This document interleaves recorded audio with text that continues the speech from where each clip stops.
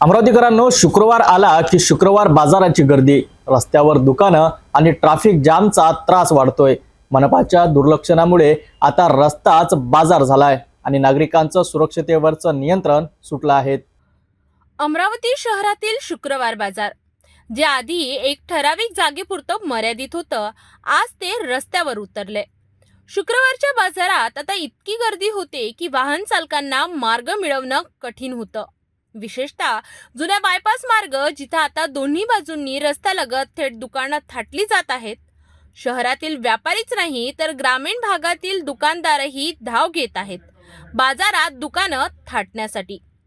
जागेची कमतरता, नियोजनाचा अभाव आणि प्रशासनाची झोपलेली यंत्रणा यामुळे बाजाराचा व्याप रस्त्यावर पसरलाय। दुपारचं दृश्य जरी शांत वाटलं तरी संध्याकाळपासून रात्री 10 वाजेपर्यंत इथे गोंधळ, गर्दी आणि ट्रॅफिक जाम सामान्य गोष्ट बनली आहे। त्यात भर म्हणजे या गर्दीत मोबाईल चोरीचे प्रकार सतत घडत आहेत। फ्रेजरपुरा पोलीस गस्त घालत असले तरी चोरटे बाजारात आपल्या डावपेचात यशस्वी होतात। या परिसरात फिश हब नावाची इमारत गेली अनेक वर्ष सज्ज असली तरी अद्याप श्री गणेशात झालेला नाही। ही इमारत जर वापरात आणली गेली असती तर आज हा बाजार रस्त्यावर उतरला नसता, हे नक्की।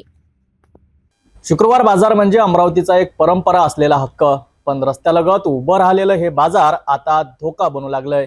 वाहतुकीचा गोंधळ, चोरीचे प्रकार आणि व्यवस्थेचा अभाव हे रोखण्यासाठी मनपाने आता तरी जागं व्हावं।